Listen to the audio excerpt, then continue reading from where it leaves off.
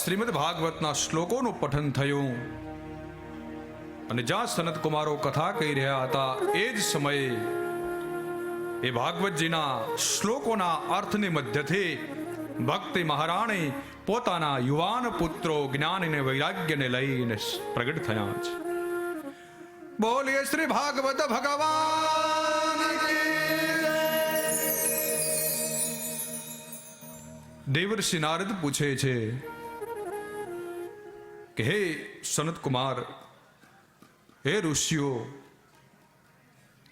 શ્રીમદ ભાગવત એ કેવું પવિત્ર છે, કેટલું મોટાઈ છે એની, એનાથી કઈ કઈ વસ્તુ પવિત્ર થાય એ તમે અમને જણાવો.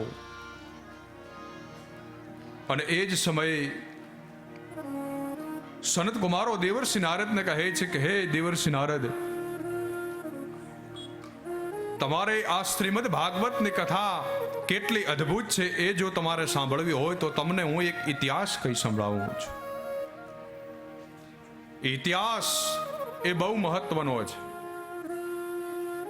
શ્રીમદ ભાગવતની કથાના મહાત્મ્યમાં જ આ કથા છે ભાગવતજીની. એ જ આપણને બતાવે છે કે ભાગવતજી કેટલું મહત્વનું છે.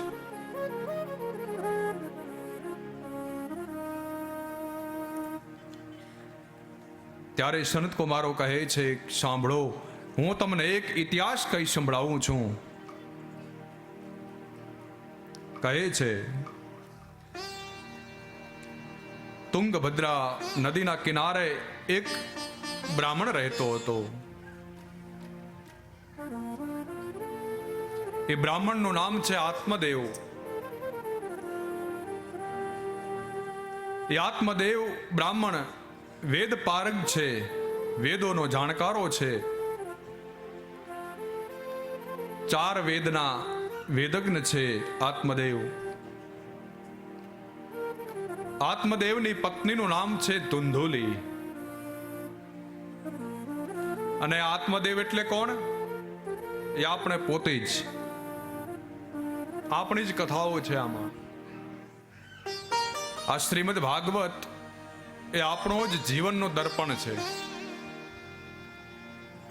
કેટલી કથાઓ આપણે સાંભળીએ તો આપણને અંદરથી એવું થાય કે નહીં, આ તો મારી સાથે પણ આવું ક્યારેક થયું છે. હું પણ આવો છું, મારામાં પણ આ દોષ પડેલો છે.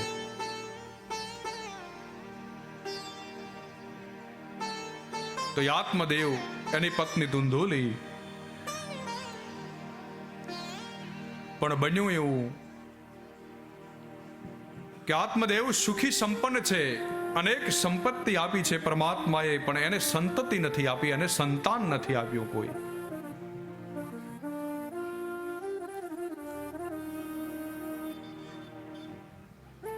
આત્મદેવ પોતાના ઘરે એક ગાયને રાખે, એ ગાયની સેવા કરે છે.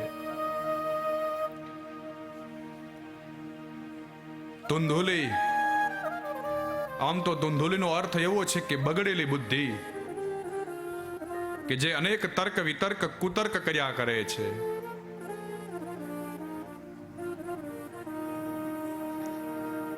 ધુંધુલી અને આત્મદેવ બંને પોતાનું જીવન વિતાવી રહ્યા છે. પોતાનું ઘર અનેક સંપત્તિથી ભર્યું છે આત્મદેવનું, પણ પોતાને સંતાન નથી, માટે આત્મદેવ દુઃખી થયા છે.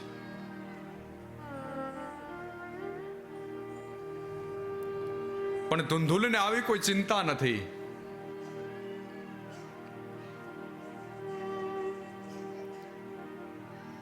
એક વખત વિચાર આવ્યો આત્મદેવને કે મારે કોઈ સંતાન નથી, મારે દીકરો નથી, દીકરી નથી, માટે હું વાંજ્યો છું. મારા ઘરનું કોઈ ભિક્ષા ગ્રહણ કરતો નથી. મારા ઘરમાં કેટલા વૃક્ષો ઊભા છે, ફળ નથી આપતા. કેટલા સમયથી મારા આંગણામાં ગાય છે, એ વિયાતી નથી, એ દૂધ નથી આપતી. અને આત્મદેવ દુઃખી થયા, નીકળ્યા છે કે આજે તો મારે જવું છે જંગલમાં, ભગવાનનું ભજન કરવું છે, ભગવાનને મારે બોલાવવા છે, મારે સંતાન જોઈએ છે. એ વિચારથી નીકળ્યા આત્મદેવ જંગલ તરફ. વનમાં જઈ આગળ દૂર દૂર દૂર સુધી નીકળ્યા આત્મદેવ. એક સરોવર જોયું, થાક્યા છે, ભૂખ લાગી છે, તરસ લાગી છે. સરોવરનો જળ પીધો, જળ પી આચમન કર્યું. વિચાર કરે છે કે મારે સંતાન નથી, માટે મારે આજે આત્મહત્યા કરી દેવી છે.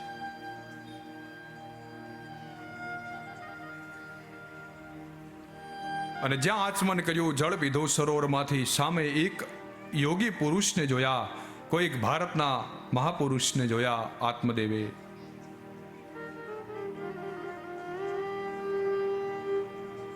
આત્મદેવ યતિને જોઈ, યોગીને જોઈને એમની તરફ પ્રયાણ કર્યું, એમને દંડવત પ્રણામ કર્યા, નમસ્કાર કર્યા છે. ત્યારે એ ભારતના કોઈ ઋષિ આત્મદેવને પૂછે છે કે ભાઈ તમે દુઃખી લાગો છો, તમે દુઃખી કેમ છો ભાઈ? ત્યારે આત્મદેવ કહે છે કે મહારાજ, મારા દુઃખનું એક જ કારણ છે. મારા ઘરમાં અનેક સંપત્તિ છે, અઢળક એક પરમાત્માએ મને લક્ષ્મી આપી છે, પણ મને કોઈ સંતાન નથી, મારે છોકરા નથી. અને ત્યારે એ ભારતના ઋષિએ આંખ બંધ કરી અને આત્મદેવનું ભવિષ્ય જોયું. આત્મદેવ કહે છે કે મહારાજ, મારે સંતાન જોઈએ છે, અને જો મને તમે સંતાન નહીં આપો તો હું તમારી સામે આત્મહત્યા કરીશ. અને ઋષિ આંખ બંધ કરીને જોયું આત્મદેવને, હો આને તો 7 જન્મ સુધી કોઈ સંતાન નથી. અને ઋષિ આંખ ખોલીને આત્મદેવને કહ્યું કે ભાઈ તારે તો 7 જન્મ સુધી કોઈ સંતાન નથી થવાના. વિચાર કરો આપણા ઋષિઓ કેવા હતા. આજનું વિજ્ઞાન તો આવતીકાલનું જોવે, આપણા ઋષિઓ તો 7 જન્મનું પણ જોઈ દે. આ ભારતની સંસ્કૃતિ છે વાલા, આ ભારતના ઋષિઓ છે. આજનું વિજ્ઞાન બતાવે ખરા કે આવતા જન્મમાં આપણે શું થવાના છીએ, કે આપણું શું થવાનું છે?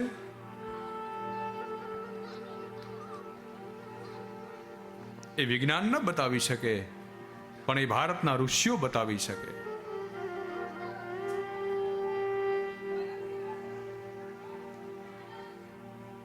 પણ અટાણે આપણે આ શાસ્ત્રોને આપણે છોડી અને પશ્ચિમી સંસ્કૃતિ તરફ વળ્યા છીએ, એનું અનુકરણ કરીએ છીએ આપણે. આજના આપણા શાસ્ત્રો આ ભાગવત સમજાવે તો લોકો સમજવા માટે તૈયાર નથી, પણ જો કોઈ બહારથી આવીને બીજો સમજાવે, વિદેશનો કોઈ વ્યક્તિ આવીને એ જ વસ્તુ સમજાવે તો સમજવા માટે આપણે તૈયાર છીએ. બાકી તો સૂર્યગ્રહણ અને ચંદ્રગ્રહણ ક્યારે થાય અને કેટલા વાગે થશે અને ક્યારે એનો મોક્ષ થશે, એ તો આપણા શાસ્ત્રો જ બતાવી શકે.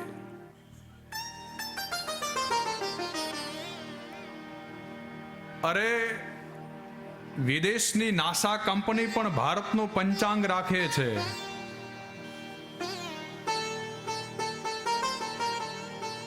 જ્યારે અમને દરિયાઈ ખેડાણ કરવાનું હોય, દરિયામાં જવાનું હોય ને, ત્યારે ભારતના પંચાંગ અનુસાર જાય છે. કેમ કે દરિયામાં પૂનમ અને અમાસના દિવસે ભરતી અને ઓટ આવે છે, કોઈ તારીખ જોઈને નથી આવતી. જ્યારે આપણા જ્યોતિષ શાસ્ત્ર પ્રમાણે જ્યારે અહીંયા પૂર્ણિમા પૂનમની તિથિ થાય ત્યારે દરિયામાં ભરતી આવે છે. આવે છે ને, પણ આપણને ખબર નહીં હોય. જ્યારે ભારતના શાસ્ત્ર મુજબ, ભારતના જ્યોતિષ પ્રમાણે જ્યારે અમાસની તિથિ આવે ત્યારે જ એ દરિયાની અંદર ઓટ આવે છે. તો હવે દરિયાને કેવી રીતે ખબર પડે કે ક્યારે પૂર્ણિમાની તિથિ છે, ક્યારે અમાસની તિથિ છે? પણ છતાં આપણે માનવા તૈયાર નથી.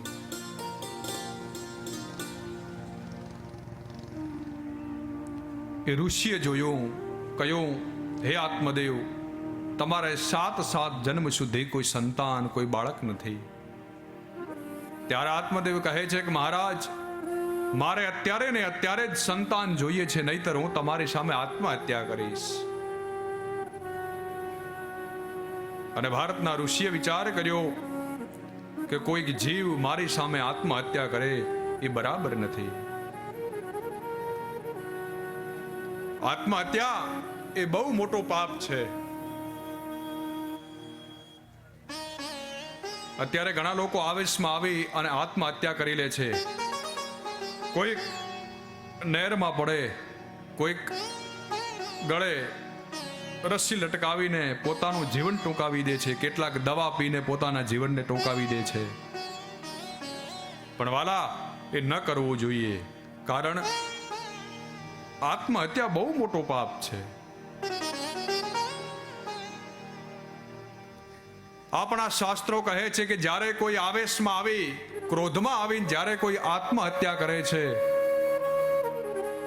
અને જ્યારે એ આત્મહત્યા કરી લે ને, એક વખત આવેશમાં આવીને, ક્રોધમાં આવીને, ગુસ્સામાં આવીને, અને જ્યારે એ જીવ આ શરીરમાંથી બહાર નીકળે ત્યારે બહુ પછતાય છે. અને આપણા શાસ્ત્રો કહે છે કે આત્મહત્યા કરવાની નહીં, આત્મહત્યા કરવાનો વિચાર પણ ન કરવો જોઈએ.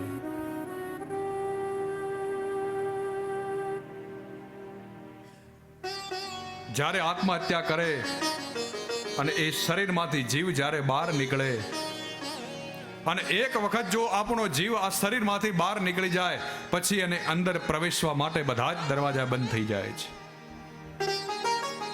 અને આપણા શાસ્ત્રો કહે છે કે જ્યારે કોઈ આત્મહત્યા કરે અને એનો જીવ બહાર નીકળે અને પોતાના એ બધા જ પરિવારને જ્યારે રડતો જુએ છે અને બહુ પછતાય છે, એ જીવ પોતાના શરીર ઉપર મંડરાયા કરે છે, રડે છે વારંવાર, પોતાના એ શરીરમાં પાછો પ્રવેશ કરવા માટે અનેક પ્રયત્નો કરે છે, પણ પછી દરવાજા ખુલતા નથી એના માટે. અને પછી તો એ 12 દિવસ એ પોતાના શરીર ઉપર મંડરાયા કરે છે, 12 દિવસ પોતાના ઘર ઉપર ચારે કોરબ ઘૂમ્યા કરે છે. એ જે વારંવાર પ્રવેશ કરવા માટે પ્રયત્ન કરે છે શરીરમાં, કે નહીં, હવે મેં ખોટી આત્મહત્યા કરી લીધી છે, મારે પુનઃ એ શરીરમાં પ્રવેશ કરવો છે, પણ પછી શક્ય નથી. એટલે આત્મહત્યા કરતા પહેલા બહુ વિચાર કરજો. જીવનમાં ક્યારે આત્મહત્યાનો વિચાર જ ન કરવો જોઈએ. કહે છે કે પછી તો એ જ્યાં પોતાનું શરીર બળવા માટે જાય શમશાન ભૂમિમાં, એ પોતાનો જીવ એની પાછળ પાછળ જાય છે જોવા માટે, પોતાના શરીરને જોવે છે, બધાને રડતા જોવે છે.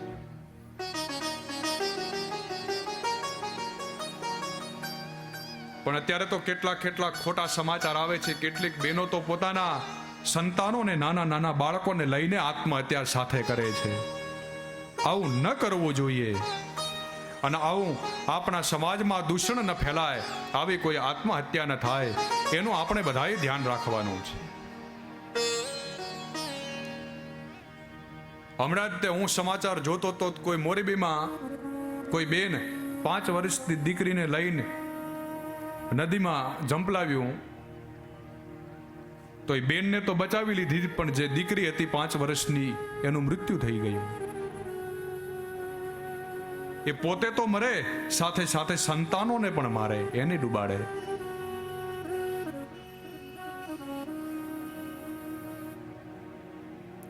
પછી એનો કોઈ હેતુ નથી.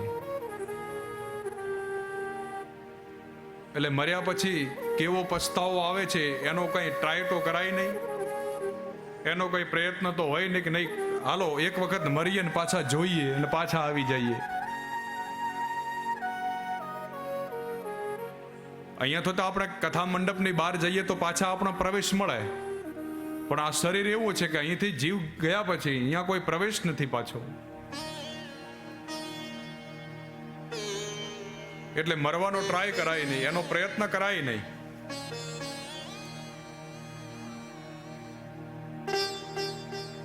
એટલે આત્મહત્યાનો વિચાર પણ ન કરવો જોઈએ.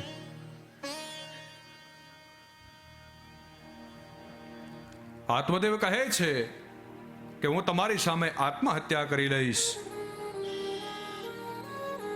અને એ જ સમયે એ ઋષિ કહે છે કે ઉભા રહ્યો, હે આત્મદેવ, હું આ તમને એક ફળ આપું છું, આ ફળ જઈ અને તમારી પત્નીને તમે આપી દીજો, એનાથી તમારી પત્નીને એક બાળક થશે. વિચાર તો કરો કે ભારતના ઋષિઓ કેવા હશે કે 7 જન્મમાં જેને બાળક નથી થવાના, એવા આત્મદેવના ભાગ્યને પણ જે ફેરવી દે છે એ ભારતના સંતો છે, મહાપુરુષો છે. એટલા માટે તો રામાયણમાં સંતોનું મહત્વ બહુ રામજી સબરીને કહે છે નવધા ભક્તિમાં, પ્રથમ ભગતિ સંતન કર સંગા, પ્રથમ ભગતિ સંતન કર સંગા, પ્રથમ ભગતિ સંતન કર સંગા, પ્રથમ ભગતિ સંતન કર સંગા, દૂસરી રતે મમ કથા પ્રસંગા, દૂસરી મમ કથા પ્રસંગા, પ્રથમ ભગતિ સંતન કર સંગા. પ્રથમ ભગતિ સંતન કર સંગા. રામજી કહે છે કે પ્રથમ ભક્તિ કઈ છે મારી. આ સંતોનું મહત્વ રામજીએ બતાવ્યું છે રામાયણમાં. પ્રથમ ભક્તિ સંતન કર સંગા, દૂસરી રતિ મમ કથા પ્રસંગા.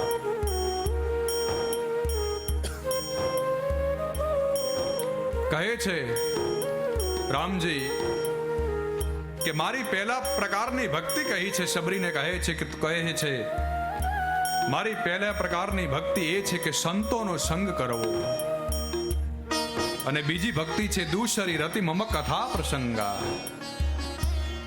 બીજા પ્રકારની મારી ભક્તિ છે કે મારી કથા સાંભળવી. પણ સંતોનું મહત્વ બહુ, અને એટલા માટે આપણે કોઈ સંતનું દર્શન કરી લઈએ તો સમજો કે આપણે નારાયણના દર્શન કરી લીધા છે. આપણે પરમ પૂજ્ય પરમ શ્રદ્ધેય દત્ત શરણાનંદજી મહારાજના આપણે દર્શન કરી લઈએ, પરમ પૂજ્ય આનંદ પ્રકાશ બાપુના આપણે દર્શન કરી લઈએ, એવા કોઈ મહાપુરુષના આપણે દર્શન કરી લઈએ તો આપણને સાક્ષાત નારાયણના દર્શન કર્યાનું ફળ મળી જાય. કારણ કે ગુરુ બિના જ્ઞાન નહીં, સંત ન હોય તો આપણને નારાયણના દર્શન ન થાય. જ્યારે ભગવાન આપણા ઉપર પ્રગટ થાય પણ ક્યારે થાય? જ્યારે આપણને કોઈ સંત મળે, સંતની કૃપા આપણા ઉપર થાય. એમ આજે આત્મદેવને 7 જન્મ સુધી કોઈ બાળક નથી, છતાં એ બાળક આપ્યું છે. પણ કોણે? એ ભારતના સંતે આપ્યું છે, ભારતના ઋષિએ આપ્યું છે.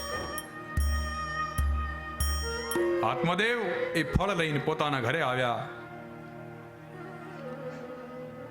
આત્મદેવે ફળ પોતાની પત્ની ધુંધુલીને આપ્યું છે.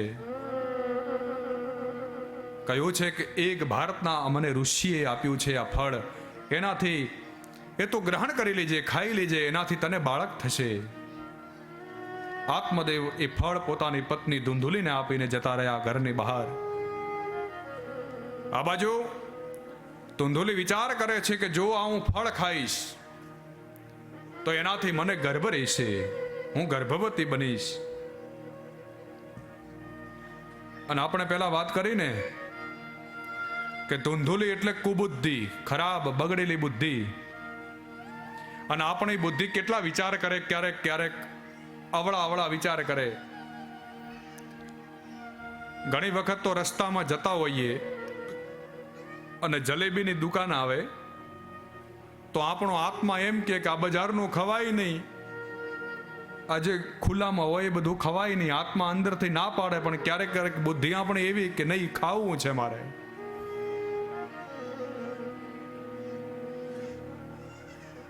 જે ન કરવાનું જે કરાવે એનું નામ બગડેલી બુદ્ધિ, અને જે નથી કરવાનું એ ના પાડે એનું નામ શુદ્ધ આત્મા. એટલે ક્યારેક ક્યારેક અંદરથી આપણને વિચાર આવે ને કે આ કરવા જેવું નથી, આ નથી કરવાનું, તો સમજી જાઉં કે આપણો આત્મા ના પાડે છે. અને ક્યારેક ક્યારેક એવું થાય કે કરવા જેવું નથી છતાં આપણે કરીએ છીએ, તો એ વિચાર કોણ કરાવે છે? આપણી બગડેલી બુદ્ધિ. ક્યારેક ક્યારેક એવો વિચાર આવે કે કથામાં નથી જવું, સમજવાનું કે આપણી બુદ્ધિ બગડી છે. અને અંદરથી વિચાર આવે કે નહીં નહીં, ઘરના આંગણે આવી ભાગીરથી ગંગા આવી છે અને એમાં ડૂબકી લગાવી લેવી છે. ક્યાં દૂર છે તળાવ ગામથી અહીંયા શીતળા માતા ધામ, કે નહીં જવું જ છે. લોકો કેટલે દૂર દૂર સુધી કથા સાંભળવા માટે જાય છે ભાગવતજીની.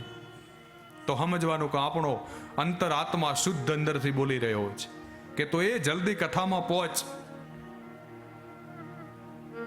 ટાઈમસર 11 વાગે એટલે કથામાં પહોંચી જવાનું, એવો આપણો આત્મા અંદરથી બોલે. એ તું ત્યાં જઈ કથામાં ના બેસે તો ભલે, તું ત્યાં જઈ નંદીની સેવા કર, તો પણ આપણો આત્મા રાજી થાય.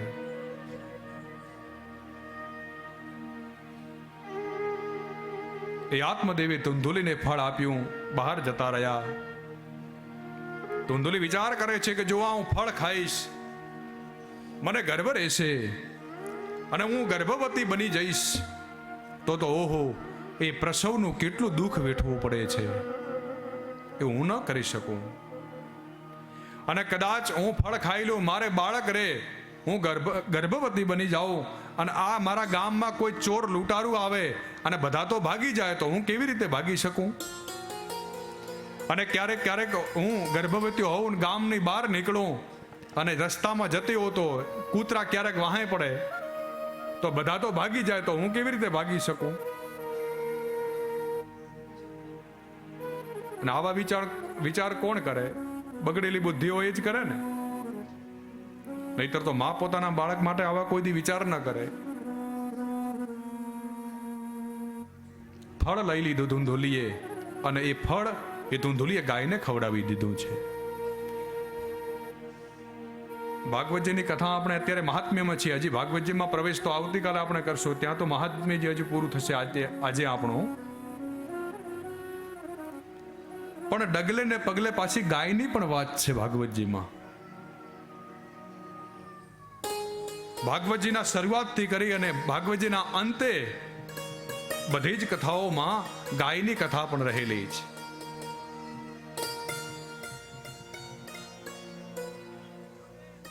એટલે ગાયને આપણે આમથા કઈ આપણે પૂજનીય નથી ગણતા, કારણ કે ભાગવતજીમાં ક્યાંય ભેંસનું નામ નથી આવ્યું. સાંભળ્યું કોઈ નહીં તમે ભાગવતજીની કથામાં? ભગવાન શ્રી કૃષ્ણએ કોનું પાલન કર્યું છે તો કે ગાયોનું. ભેંસોનું કર્યું છે નહીં, ગાયની જ વાત છે ભાગવતજીમાં. એ ધુંધુલીએ ફળ ગાયને ખવડાવી દીધું. પોતાના આંગણામાં રહેલી એ ગાય, એ ગૌ મૈયાએ એ ફળ આરોગી લીધું. આ બાજુ વિચાર કરે છે કે હવે મેં ફળ ખાઈ લીધું, એવું મારા પતિને મેં કહી દીધું છે, તો હવે મારા બાળક રહેશે નહીં તો હું શું કહીશ? આવો જ્યાં વિચાર કર્યો ત્યાં તો ધુંધુલીની બીજી બહેન ત્યાં આવી છે, પોતાને એને બહેનને મળવા માટે પોતાના ઘરે. એને બાળક રહેવાનું છે. એ પોતે એ ધુંધુલીની બહેન ગર્ભવતી બની છે, પોતે સંપત્તિ નથી, પૈસાથી ગરીબ છે.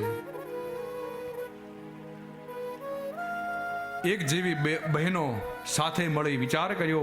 ધુંધુલી કહે છે કે બેન, મારે કોઈ સંતાન નથી પણ સંપત્તિ ઘણી છે, તારે સંપત્તિ નથી ને સંતતિ છે,